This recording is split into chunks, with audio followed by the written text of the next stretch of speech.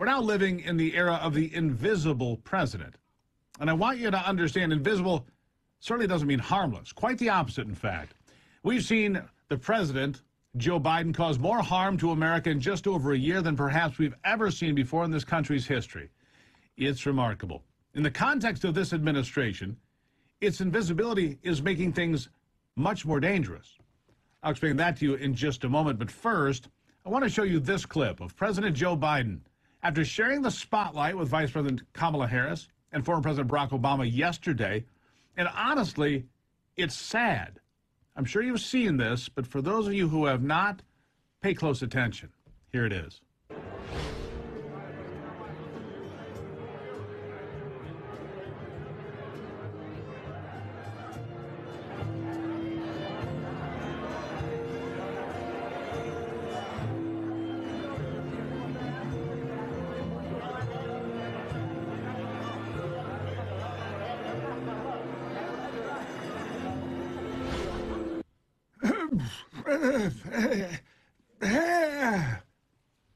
Now, it's not just that President Obama stole the spotlight, which clearly he did. It's not just that there are more people lining up to talk to Obama. It's the fact that there is nobody, watch the clip, not one person that shows the slightest bit of interest in talking to the current president of the United States. And it makes you wonder if that is how these NATO meetings look when the doors are closed. Does that look like a guy who can stand up for you, for our country? Think about that. And that's the problem. He can't stand up for our country. He can't even stand up for himself. Not to mention, he can't really stand up much at all, physically. And the reason nobody wants to talk to the President of the United States, he's irrelevant. And they all know it. It's obvious. He is irrelevant in that room. They also know he is a failure. And more importantly, they seem to know he isn't really the center of power in the executive branch. He is a mouthpiece. Nothing more. A mouthpiece. But it's worse than that. Because this administration is invisible on every single issue. Inflation? Not their fault. That's Russia. The war in Ukraine? Nothing they could have done to stop it, you know. The dollar losing its reserve currency on the world stage? Well, don't look at the White House. The border crisis. Crisis? What crisis?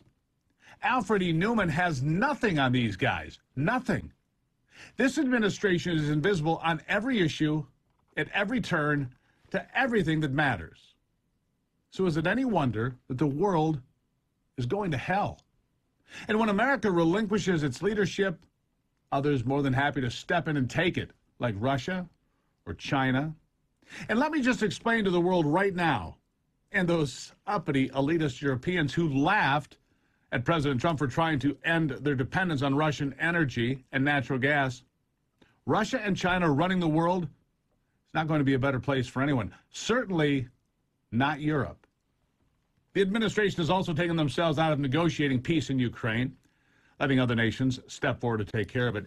And really, if all of our problems are caused by Putin's invasion, as we're told, shouldn't the Biden administration want peace, want to step up? Wouldn't they want to solve those issues? But they don't seem to care. They don't seem to want that at all. And that leads to European leaders trying to do it themselves. Very poor results. Because now it's been reported that both Russia and Ukraine are committing war crimes. Both sides. With Russia accused of committing far more and even targeting civilians now more often. Here's Ukrainian President Zelensky pleading with the United Nations to please do something. Listen. What is the purpose of our organization? Its purpose is to maintain peace and make sure that peace is adhered to. And now the UN Charter is violated literally, starting with the Article 1. And if so, what is the point of all other articles? The Russian military and those who gave them orders must be brought to justice immediately for war crimes in Ukraine. Anyone who has given criminal orders and carried out them by killing our people will be brought before the tribunal, which should be similar to the Nuremberg tribunals. Newsflash, the sad reality is this. The United Nations can't do anything. They never have. The United States is not doing anything at this point except trying to help negotiate peace, which we don't seem too interested in being very involved with. So when President Obama spoke yesterday, he said the Democrats shouldn't hide anymore. They shouldn't hide anymore, that they have a story to tell, and they should tell that story to the American people, including somehow about the border. Here's Democrat Congressman Hakeem Jeffries saying Democrats are doing a great job on border issues and border security. Listen to this. I think we have to continue to govern responsibly. And again, we'll wait for presidential action in this area. But we have a strong story to tell, and the Republicans have nothing but rhetoric. And often that rhetoric has no basis in reality. They have no governing agenda. Let's see, completely delusional. See, Hakeem Jeffries, right? That's what the card says. Completely delusional. We're doing a great job. Yeah, you're doing a bang-up job. No more than 18 or 20,000 illegals expected to come across the border every single day in the near future. But hey, nice work, everybody. The point here is that Democrats are figuring out that the invisible presidency is a problematic one, not just for America, but importantly, and much more importantly, to them and their political futures. But despite White House and Democrat insistence that they are doing everything they can at the border, President Obama's former DHS Secretary Jay Johnson doesn't buy that at all. And he called them out on it with an interview on Fox News. Hear this. But most Americans also want a secure border. Right. If you go to Laredo, Texas, for example, Henry Cuellar's district, 85% Mexican-American, overwhelmingly Democratic. They want a secure border. I know, I've been there. I've heard this. 7,000 a day is not sustainable in multiple respects. It overwhelms the communities in Texas, Arizona, that have to absorb this population. It overwhelms Catholic Charities. It overwhelms the Border Patrol and ICE and their ability to keep up with these numbers. And obviously, it overwhelms the Biden administration politically. This is affecting his approval ratings. We have to enforce border security, and we have to send the message that we are enforcing border security. So you hear from Jay Johnson, who, by the way, has always been a voice of reason in this wilderness of illegals. He always has been. He's never bought into the idea of opening the border or any of the things the Biden administration has done.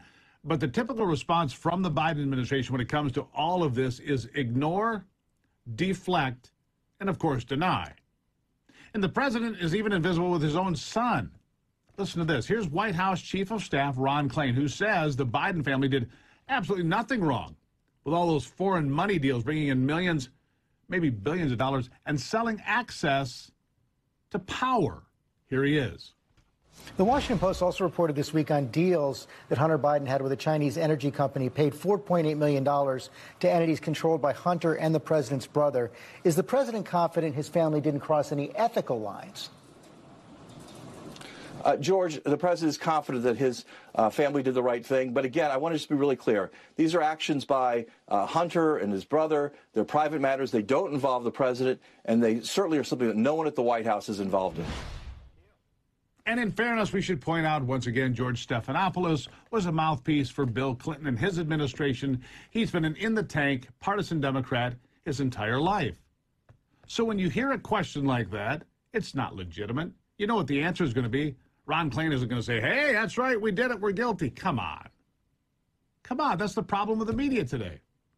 Anyhow, the White House explicitly saying that these are actions by Hunter and his business partners, nobody else, even though the big guy made some money from these deals, maybe a whole lot of money, in fact.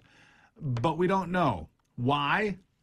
Because he's hiding behind his son. So the president of the United States, the leader of the free world, will not take responsibility for, well, anything. And he'll even hide behind his own kid. His own kid. If it means saving his own skin. And remember, this is also a guy that's teetering around at almost 80 years of age. It's not a shock, then, that the invisible president won't stand up for America, or Americans, or you, or me. And as long as that continues, we're in for a very, very long and very painful ordeal.